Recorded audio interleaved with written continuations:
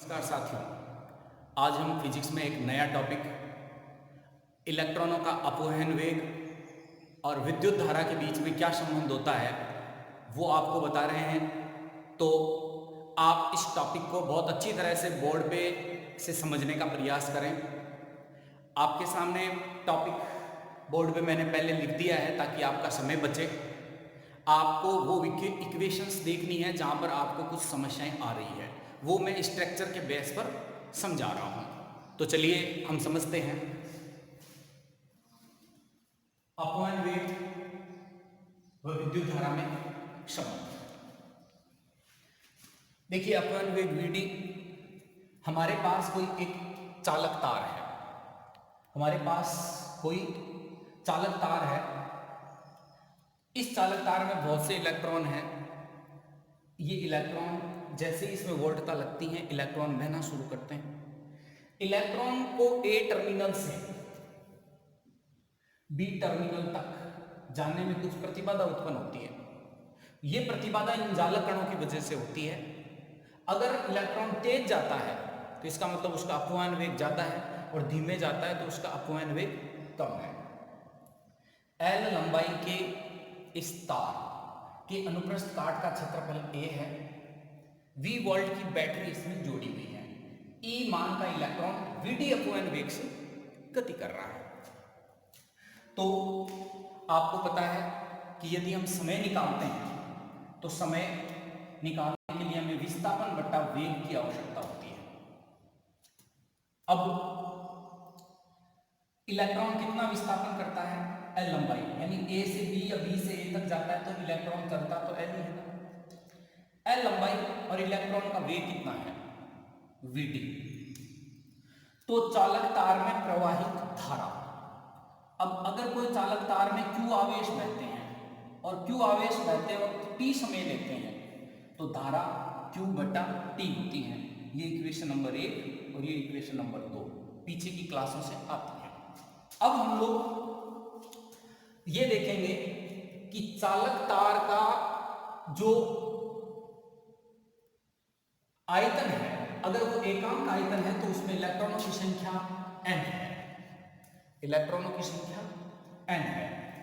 तो कुल आयतन कितना है इस चालक तार का?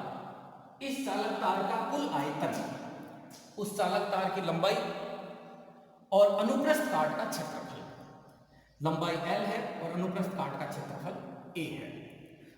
तो इस पूरे के पूरे आयतन के अंदर अगर एकांक में n है तो पूरे आयतन में इलेक्ट्रॉनों की जो संख्या है NaL होगी।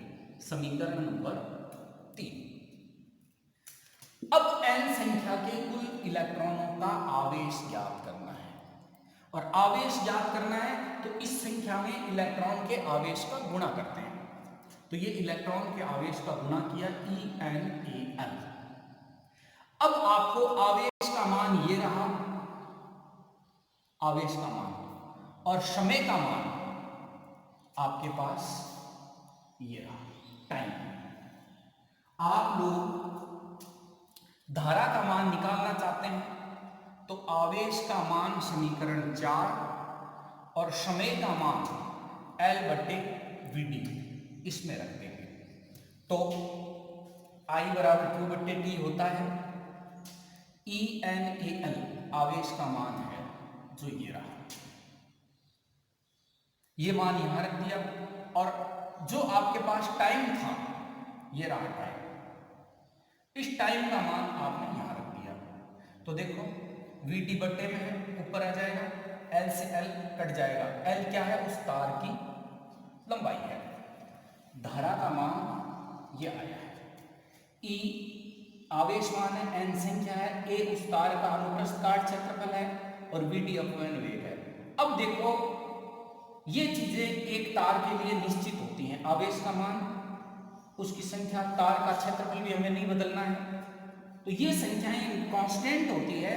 तो विद्युत धारा V समानुपाती होती है I समानुपाती होती है Vd, I समानुपाती Vd।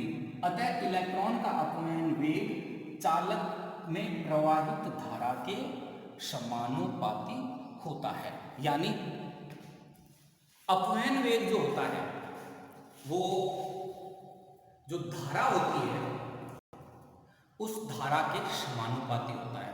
आपको इस वीडियो को एक दो बार आगे पीछे, जहाँ समझ में नहीं आया है वहाँ आप आगे पीछे करके इसे देख सकते हैं, और उसके बाद ये जो टॉपिक है इसे आप समझ सकते हैं। अगला वीडियो जस्ट आने वाला है आपके साथ, तो आप इसे समझिए और लिख कर दें।